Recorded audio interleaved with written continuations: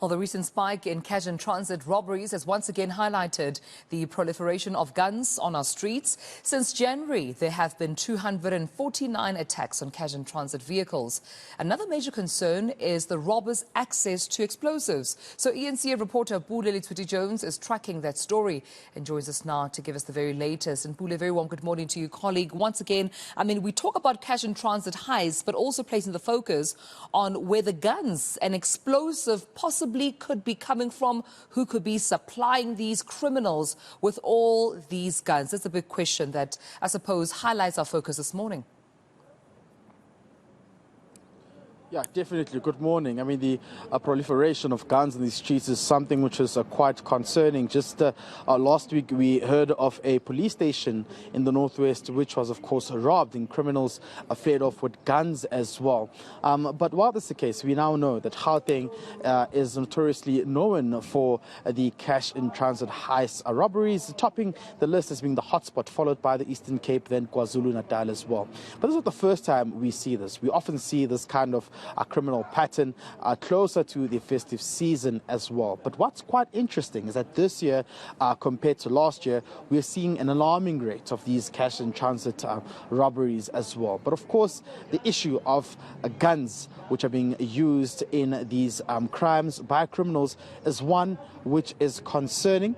We've seen it as well with the raids that have been conducted, and of course the Operation Chanela, which has been conducted, where firearms have been seized from some of those in the communities, and of course the Zamazamas, illegal miners who have been accused of being heavily armed when standing off against the members of the SAPS as well. But to give us more clarity as to what are they doing to fight these crimes in Gauteng, we're joined by the Community Policing Forum, of course, the chairperson, Mr. Masilela. Thank you very much for speaking to me, Mr. Masilela, this morning. Maybe let's just start with what is being done to fight the scourge of, firearms which are in the hands of the criminals and have been illegally obtained as well. It's the biggest problem, and thank you for the opportunity. It's the biggest problem that we're having, and it's from time to time, this time of the year, as you just mentioned, that but we're having a problem of guns in general. It's like I said before, it's so easy to get a gun from the street than to obtain a license. And with all due respect to gun owners, we give respect to that, but what happens is that these are the guns that are illegal firearms, and most of the guns are coming in the country illegally. To some extent, security companies, some people are using that opportunity of security companies to buy guns for other unknown reasons. We also have a problem of guns that we lose in the law enforcement agencies. I know the Premier of Gauteng has spoken about the issue of tracking, putting trackers. There's a technology that has been implemented to put guns of the state, all guns of the state have some tracking devices so that we can be able also to follow up. As you carry a gun, we will also know where more or less you are, things like that. So technology will also help us in that. But generally, we have an issue of illegal firearms, and because of that, then you are also having the gun violence that we see. Some of the guns, I must tell you up front, it's actually not real guns. The sale of these fake looking guns. They clock, they sound, they shoot like a real thing, but it's actually not guns. And you can buy at any of these gun shops. And I think government needs to look at the Firearm Control Act, which is in review as we speak now. We made some inputs into that in Gauteng, and we said it's whether, because that doesn't need a license, and you wouldn't know whether this is a real thing or not. So it's very important that communities must stand up against the sale of this, but also look at the trade industry issuing such licenses for people to sell toy guns, because it's a problem. If we're having a serious problem of crime committed through guns, then it means we must put more efforts into that, including looking at the control and the governance of that across the board. Yes, there's also an element of recklessness from to some extent to law enforcement agencies. I've seen a vehicle of the law enforcement going to a side of the road, buying food, sitting there with full guns, R4 and everything, sitting there and eating there. I'm not saying they should eat at another place, but look, it invites that. It invites criminals to look at easy targets and be able to do that. You just said now a police station here in Devon. It happens also last year, and now we have the Northwest, where criminals rock up at the station, basically is to steal guns. They're looking for the guns, and we know why they look for those guns. But if you have that technology that we implement over a period of time, you should be able to track the gun. Like you'll track a laptop, like you'll track a phone. So let's try and make it difficult to have these illegal firearms. The question that comes with what we have seen, the BMA launched last week with Home Affairs, the Border Management Authority. We're hoping that because some of the guns, the guns that are not manufactured, or should I say assembled in this country, so it means they're coming from somewhere else. You will never find a brand new AK-47, never. And of course, we speak about that being as a solution to try and have devices that can track these firearms. But as a matter of urgency, what can be done right now? We are seeing what's happening with the cash and transit heists, robberies that are taking place in Gauteng, which is the hotspot. What can be done from the Community Policing Forum? What are some of the inputs that you're putting forward to say, let's fight this serious issue affecting our communities? Intelligence, community intelligence is for free. It's always available. I think General Sibia was on TV the other day, and then he mentioned that actually, this is a Deputy Provincial Commissioner of Gauteng, mentioned that some of this work is actually internal intel, inside intel. So basically, it simply means even those that are tasked to transport them. But can't we have a cashless process in this province? I think the Premier has spoken about that, where you don't necessarily have to carry there and move money from one place to another. But why can't we also move into that space, hoping that you will eliminate some of these events, because you're not going to have hard cash. But then there's also an element of cybercrime as well, which is alarming in this country, where you know that there's been quite a lot of concern around the cybercrime criminal issues and activities that are taking place in this country. This country also being grey-listed for, amongst other reasons, including money laundering, amongst others as well. Agreed. But then e-policing, it simply means that we need to look at the e-policing, hire more cyber engineers, cyber technologies engineers. I'm a programmer myself. I work in that space. Obviously, I'm programming sites, but I want to see more of young people looking at this opportunity of the cashless province country at some point, but looking at joining the cyber environment, because it's actually a very good opportunities that are there, but also to try and combat crime through that. We need to beef up the technology. We need to beef up.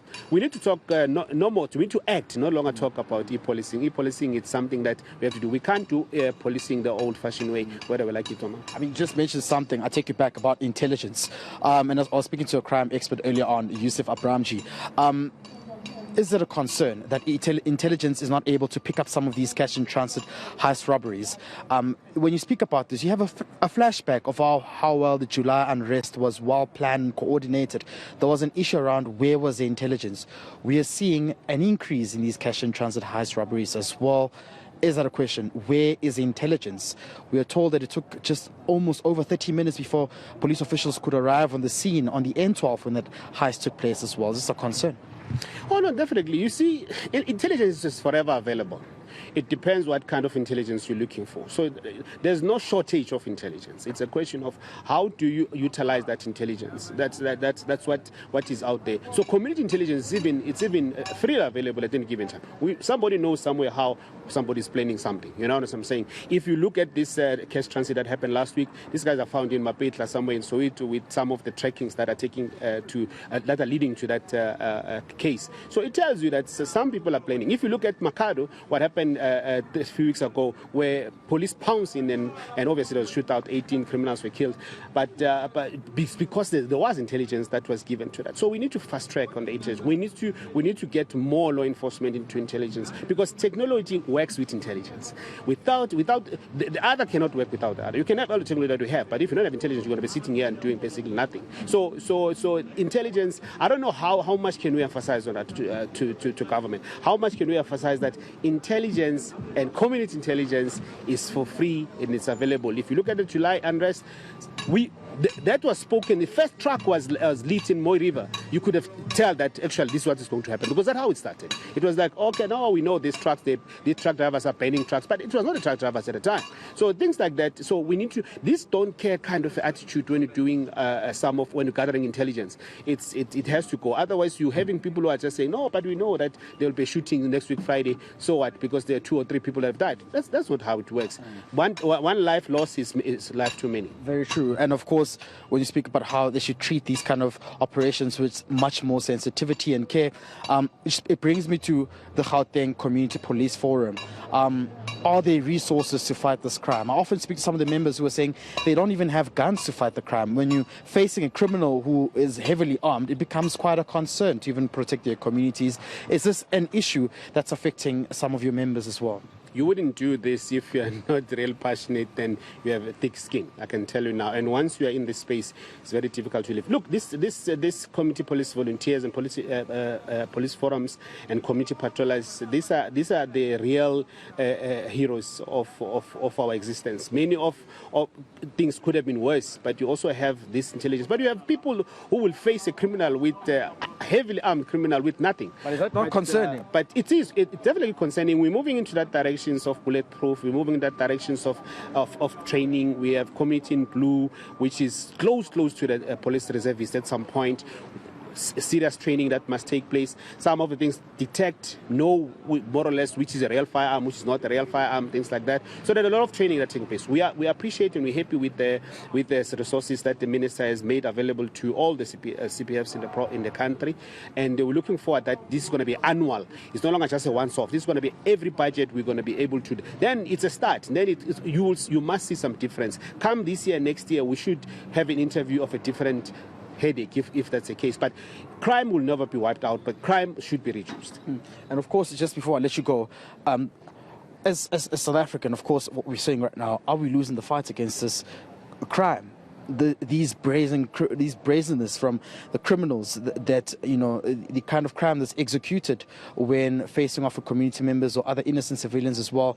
Are we losing the fight? There are 17 areas of crimes in this province or in this country, and there is what you call your trio crimes, obviously. There are certain segments of crime that we are actually doing a lot of work, that we are seeing results, for instance. But yes, the hardcore, which is what we see in terms of guns and so forth, I think it's a bit of a problem. Last year, we destroyed 35,000 illegal firearms, and those people that returned their firearms back to the system. But yes, it looks very not so promising when you think of these CITs. Is this time of the year? Maybe the approach is maybe we're doing this thing so knowingly that we do it every year. Every year, this time of the year, we do operations, festive season. We're doing this. Why can't we make this permanent?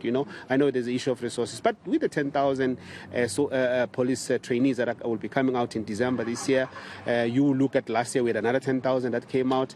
Gauteng obviously getting a bigger share of that.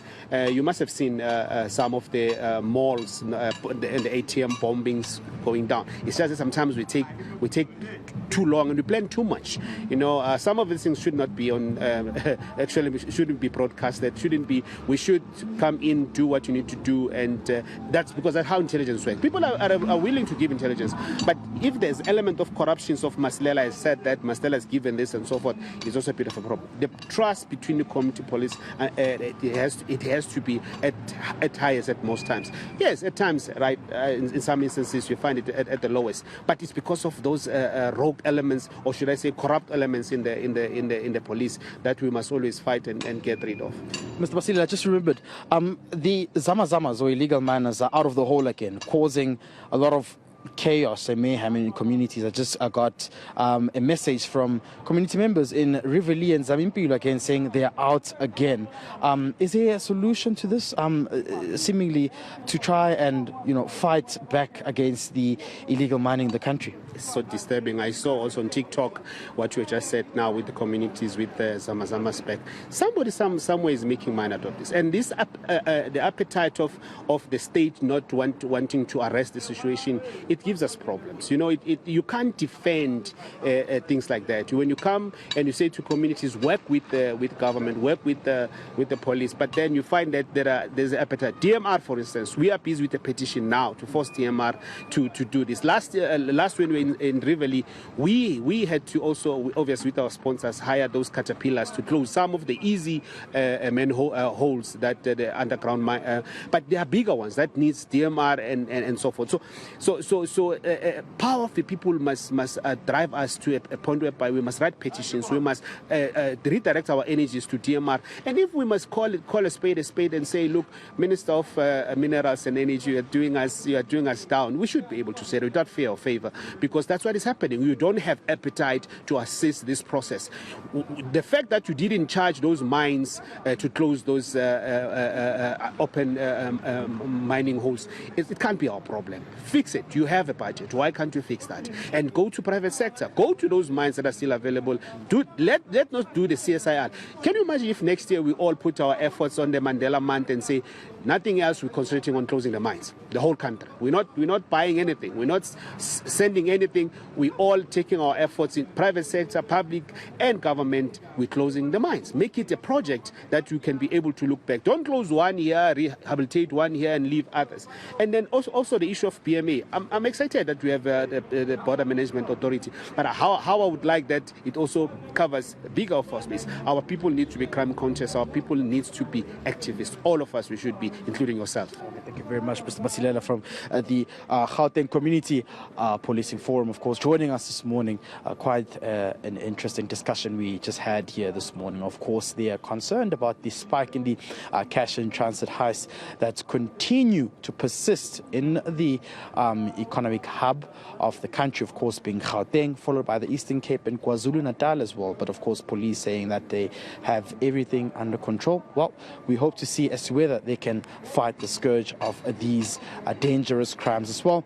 I have put in a request to speak to the National Commissioner just regarding these persisting criminal activities and challenges in our communities, and we're hoping to hear from them during the course of the day as to what they'll be saying regarding this issue. Absolutely. And if they say they have the issue under control, Pule, the question is, do they really? And can the National Police Commissioner place this under his confidence in terms of what interventions they have in place that inform that they will, of course, bring those responsible for these criminal activities to book? eNCA reporter Pule Letshwiti-Jones, thank you so much, colleague. We'll leave it there for now.